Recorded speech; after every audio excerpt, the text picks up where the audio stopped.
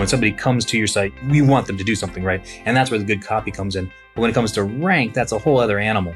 Links are votes, and you're trying to win an election. You want to get as many votes as possible. And rank has nothing to do with good content. It has everything to do with math. And if you give the algorithm the math that it wants, you can rank.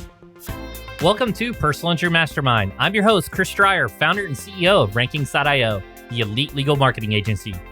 Each week, you get insights and wisdom from some of the best in the industry. On these special Toolkit Tuesdays, we dive deep into conversations with the leading vendors in the legal sphere, the masterminds behind the technologies, services, and strategies to help law firms not just survive, but thrive in today's competitive landscape. Now, this isn't about selling you the latest software or getting kickbacks from affiliate links. It's about bringing you the best so you can be the best for your firm, for your staff, for your clients, and for you. This is Toolkit Tuesday on PIM, your weekly guide to staying sharp in the legal world. Let's go. You need compelling content and high rankings to get more leads for your website. Today, we focus on rankings. SEO doesn't require magic, just science and data. With patented methods and over 1 million uses of his tool, Page Optimizer Pro Kyle Roof knows his rankings. He explains how simplicity keeps Google happy, the power of nailing your on-page SEO, content and internal linking, and best practices for firms with multiple practice areas. Here's Kyle Roof, co-founder of Page Optimizer Pro. I got my JD in 2004. I passed the Virginia bar and I practiced law in Virginia for about 4 years. I was a trial attorney. I did family law, divorce, custody, and support, and some light criminal defense, all the DUIs and probation violations that you can handle. I decided that I'd rather chew on shards of broken glass than do one more divorce. I did what I think most attorneys do. I decided to take a year off and I moved to South Korea and I taught English to kindergartners. A to B kind of move. Yeah, what led you over there? Well, so my wife, she was also a trial attorney and she was also burnt out. And she was on the computer and she got like an ad on the side. It said like teach English in Croatia. She's like, wouldn't it be crazy if we just like moved to Croatia? And I was like, that would be crazy. And then I started researching and I found that for what we wanted to do and the travel we wanted to do, Taiwan, South Korea, and Japan were the best options. And then we settled on South Korea. And we told them we didn't want to do Seoul. So we went to this place called Gangwon-do, which is in the northeast corner of South Korea. So it was a change. Our 1 year sabbatical turned into 5. And while we were there, we started a business with a Korean business partner. And we had to build a pretty complex website for the business. And I went through all these devs and I realized, no websites are this complex, or most are not. And so I got the bright idea of general contracting websites using the team that I had. And that was actually going pretty well. And I brought my brother into the company. He does web design and development. And then I got the bright idea. I was like, hey, look, all of our devs are freelancing from India. What if we go to India, open a business there, and then we can kind of get more devs and we can kind of get them in one place and we'll get more productivity out of them. And so that's what we did. So we went to this small town in the foothills of the Himalayas and we started a company. We were renting this place where the business was on the first floor and the second floor were apartments. We were told you're going to get a shakedown from the police because that's just kind of how it works. I was in the US at the time. My brother was there. He was staying in the apartments and there's a knock on the door and it's the police. And they go, we need to see your papers. And he says, okay, here are the papers. And they go, these are the wrong papers. And he's like, okay, how much do you want? And instead of asking for a bribe, they put him in handcuffs and threw him in jail. So now my brother's in jail. And he's talking to the chief of police. And the chief of police goes, look, these could be the right papers. I don't know. You have 2 choices. 1, you can leave town tomorrow. 2, you can sit in jail and wait for the magistrate to come and the magistrate will sort it out. And my brother goes, well, when does the magistrate come? And the chief of police goes, I don't know. So my brother goes, I think I'll leave town tomorrow then. So he runs back to the office. Our employees have fled because they don't want any part of this. He gets what he can. We get him out of the country. And now we're hemorrhaging clients because we don't have employees. And my brother goes, look, I can take these 4 clients because he codes and I don't code. And we had just started doing this thing that I'd heard about called SEO, where, we'd sold the sites and now we could maybe get like $100 a month out of them. Basically, for me to pay the rent next month, I had to learn SEO that day so that I could keep those clients and figure out how to survive. And that's pretty much what I did. I was able to keep the clients that we had. Turns out I wasn't bad at it and was able to grow it from there. It's a wild ride at the beginning, I can tell you. Absolutely. Talk about motivation. When I was trying to figure it out, I would search like, is this a ranking factor? And I get 3 yeses and 3 nos and 3 maybes. And I was just like, this isn't the way to do it. And then I was like, oh, you know what? Everyone's just doing their own test sites. That must be how they're learning. And so I started setting up the test sites. And then I figured out a way to test Google's algorithm. And then in 2015 was the first time I spoke on stage, and it was a really high level conference, a great conference. Only about 40 people there at this particular one, and it was interactive. You know, you could talk to the speakers, and I was talking on the testing method that I developed, and I really thought this would be collaborative. I'm going to show you what I'm doing. You guys are going to talk about what you're doing. We're going to kind of figure something out. And 5 minutes in the talk, I realized, oh, nobody's doing this. No one is doing this at all. And I ended up getting a patent. I have a US patent on the testing method that I developed on whether something is or is not a ranking factor in Google. And then from there, that kind of got me into the idea of taking a scientific and a mathematical approach to SEO, that it isn't, pixie dust. It's not, witchcraft. You don't need a wizard, that, you can actually sit down and figure some things out. And that's the approach that I've taken in my SEO career. To prove that SEO isn't magic, but math, Kyle completed the Lorem Ipsum challenge. The competition was to rank for keywords like rhinoplasty Plano. A rhinoplasty is a nose job, and Plano is outside of Dallas, Texas. And it was a sprint. It was 30 days. And the only rule was you had to have a brand new domain. So you couldn't have an existing domain you've done something to. Other than that, whatever you want to do. And I felt I had a pretty strong team with me at the agency. I felt I was pretty decent at SEO. So it was me and 27 other, I think, professionals jumped in. At the end of that 30 days, I think we took fifth officially. We were mid-page 9 in that fifth spot. 2 weeks later, we went to page 1 in Google, and we didn't do anything to it. It was just after launch. And then 2 weeks after that, we were number 1 in Google. And about 2 weeks after that, we were 1 in Google and 1 in Maps. And then we wiped out the Maps, and we were the knowledge panel. So we were rhinoplasty Plano, which was pretty funny. And people really started to lose their minds at this time. And the reason they lost their minds is because we did the entire site in Lorem Ipsum. So we built, a homepage in Lorem Ipsum. We built a target page for the term in Lorem Ipsum, and we built supporting pages. I built out a silo for them all in Lorem Ipsum. And then what we did is we did the math.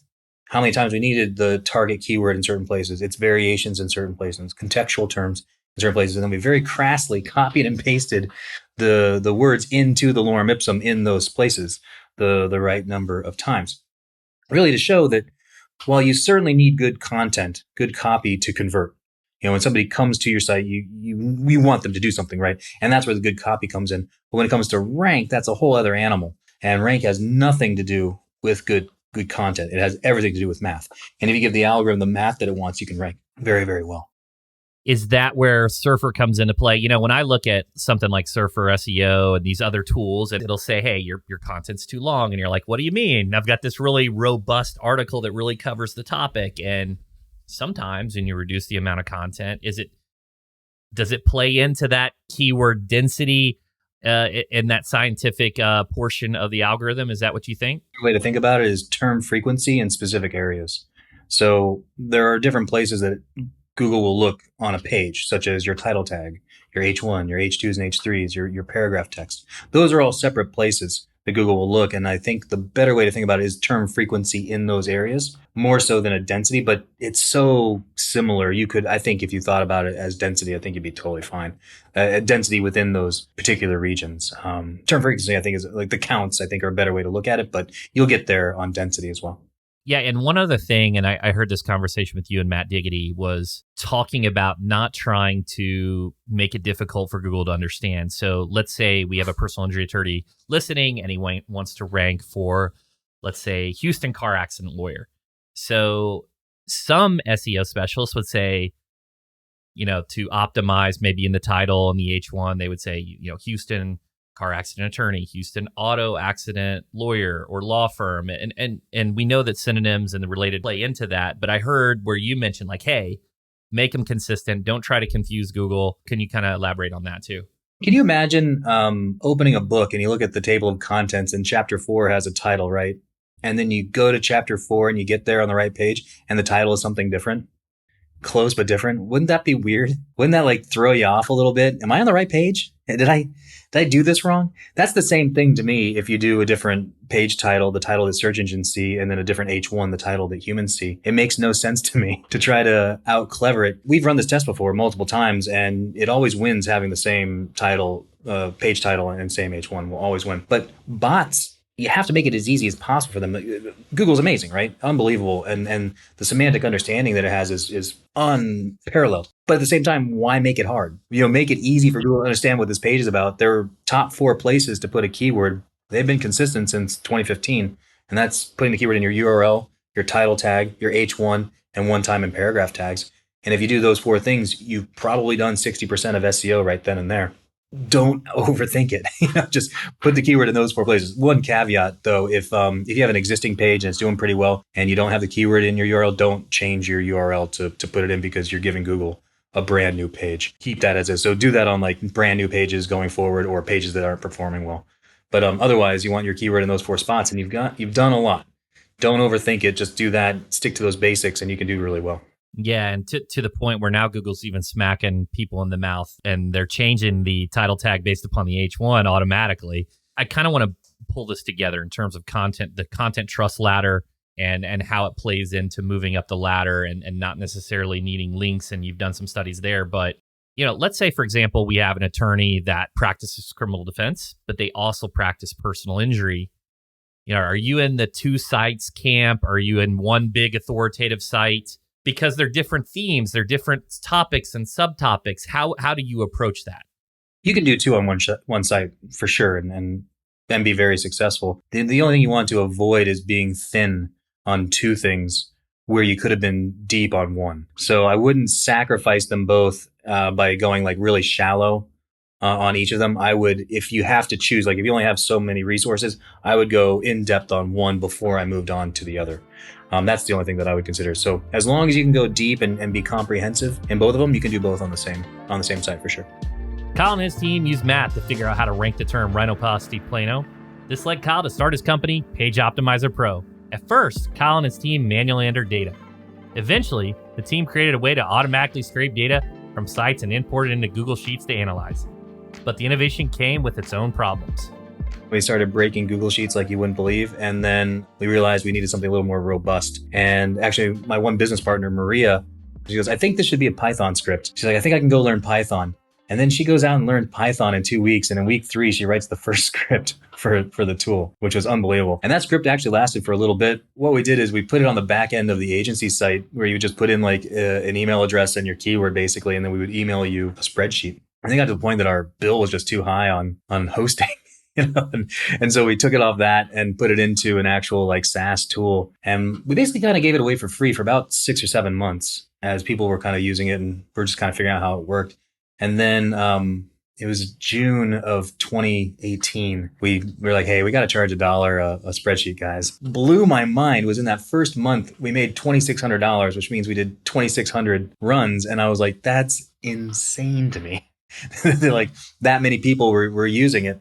And then it's only just taken off from there. If you look at the report IDs, that's actually a running number of how many times we've run the tool. And we're over 1 million now, which never in a million years would I have thought that this would have taken off. And I think it's kind of a testament to the fact that it works, that we are consistently putting out good information. And we're also priced at a point where you don't have to choose between us and another tool. We've always kind of wanted to be there for the person that is going up against huge and would like to be competitive. So we're giving enterprise level data and not an enterprise level data price for that reason. Because I remember being the little guy, and, like it would be great to get a leg up. And so we've really tried to be mindful in our pricing of where you can get all the bells and whistles and you can give us a lot of money, don't worry. But you could also get in at a $27 a month price point and still get effective SEO out of it.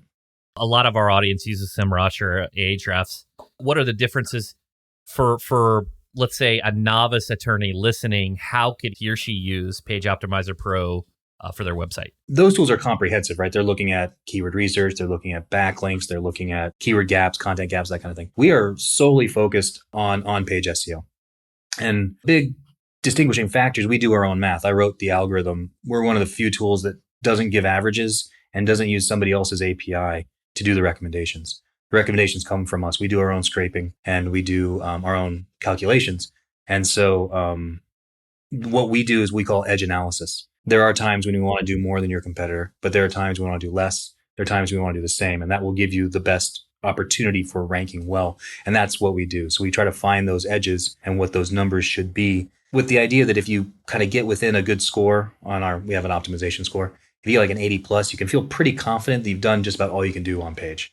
That is giving you the best opportunity to rank for your terms from an on-page perspective. And then from there, you can go do the other signals such as, backlinks and stuff like that. when you say on page, what encompasses titles, meta descriptions? Like, what are you looking at in terms of those components? Easiest way to think of it would be the words that people see on the page. There are some words that people don't see on the page that are counted, such as like the page title, the title tag. That's something that search engines see, whereas like humans would see the H1. There are a few other things that are counted as well, but mostly it's what you can see. And I say that kind of with a hedge because people will be like, I'm in my WordPress editor here and it says I have 600 words. But Pop is saying I've got 1,600. That's because there's a lot going on your page, and Google is considering a lot of those things, and just you can't see it. And that is a tricky concept for some people. But otherwise, it's kind of like the stuff that goes into the page. That's what we're looking at. We don't actually look at meta descriptions, but there are other things within the metadata area that we are looking at, kind of depending on the signal. Just descriptions more because I guess they would impact more of the behavioral signals like click-through rate and things like that. That's correct. Google is displaying different titles than what you're optimized for. Does it have some of those checks? It seems like, hey, you're fighting against Google. Don't fight Google, go with Google. The people that have that issue are usually people that have tried to write two different titles, one that they're giving to Google and one that they're giving to humans. And it's often what Google will switch is what it sees on the page. But this is an experience that we've all had. Have you ever seen like a title and then a description, like, oh, that's what I want? Click on there and you get to that page and it's not there at all. Oh, yeah. That's awful. That's a terrible experience. Google knows that. And so often if Google's making a switch on that, Google thinks that's the experience that people will have by going to your page. So they're changing something. So you want to give a stronger signal of what this page is about. That's where those issues come in, where Google is changing a title or changing your meta description because it doesn't think it matches what that search is. So you want to make sure that what you're presenting, like say in that meta description, actually exists on the page. And that's how you can kind of avoid those things from happening.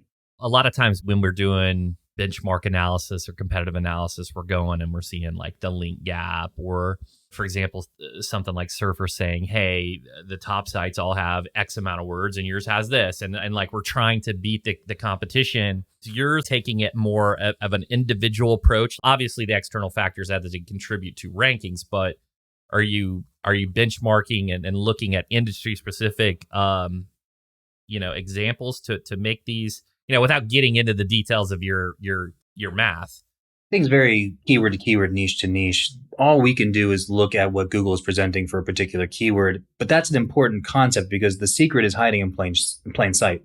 Google shows you the sites that it likes for a particular keyword. Google doesn't play hide the ball. It doesn't like throw in an oddball just to like throw you off the trail. The sites that are there are the ones that Google likes, and it likes them for their on page, their off page, or a combination of the two. So if we can isolate what's going on in the on page of these SERPs, then we can start to give recommendations. Now, a big thing that we do, though, is we do a pretty decent job with outliers. So where, say, a particular page just has like way too much of something in a particular area, we do a pretty decent job of ignoring that or at least muting it for the recommendations that we're going to give. And the other thing, too, is we don't look at the page as a whole. So we look at actually the individual areas. So while one page might have like this section and like, yeah, that's too much, they're not getting an edge for that. So we'll mute that. But this section over here actually might be pretty good. Those numbers look good. So then we will factor in those. So we do look at individual pages. We look for outliers on those pages, but we also look for outliers inside of all those specific places when we give our recommendations. We see what Google likes, and then it is based off of that, off the what appears there for that particular search. But then we really try to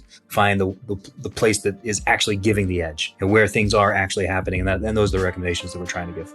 Win that election. If links for your site are votes to Google, then you want as many votes as possible to win higher rankings. Here's Kyle's take on getting votes with more weight and how to win. You certainly need them. And in the legal space, you certainly need them as well.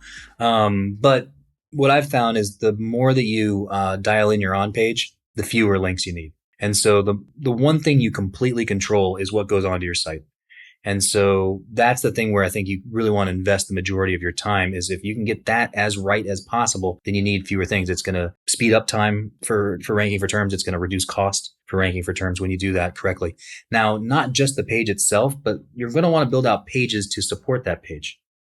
Things that are maybe answering questions that are kind of in the neighborhood, but maybe not specific that should be on that page, but it's kind of around it. If you build out those pages and interlink them together, and then they start to rank for terms, they start to get their own authority. They start to gain their own juice as they get keywords and impressions and clicks. And so if you have proper interlinking with those supporting pages and shoot those up to your target page, that's essentially a backlink that you built yourself on your own site. It's also completely white hat. You don't have to worry about Google not liking it because it's your own site. And so in addition to dialing my on page, I would also dial in my supporting pages and my internal linking structure so I can take advantage of all the work that I've done. Once I've gone through that process, then I'm going to look at, okay, what do I need to do externally then to boost this as well? If you take care of those first two steps, that's going to do a lot of the heavy lifting. Even for some competitive terms, you can start to perform pretty well. And then that'll reduce the overall cost and the overall need of backlinks or other external signals. Yeah, I couldn't agree more, and also just the amount of time in terms of those links. So not only you need to do your prospecting, and then you go through a quality review, and then you get it approved, and then the webmaster has to take the content live. If you're doing some kind of manual outreach, and then you got the speed of indexing. So yeah, do your on page, and then on top of that, there's probably a time factor where the link doesn't do any benefit anymore. So you did all that, maybe it only lasted for 6 months. And you have to build more. But if you dialed in the on page a little bit better, you might not have needed it. Let's expound on that, because that's something different that you don't hear often. So you say, hey, it may only work for 6 months. Is it because Google just stops crawling the page because the content's no longer fresh? Is that like the biggest issue you see there?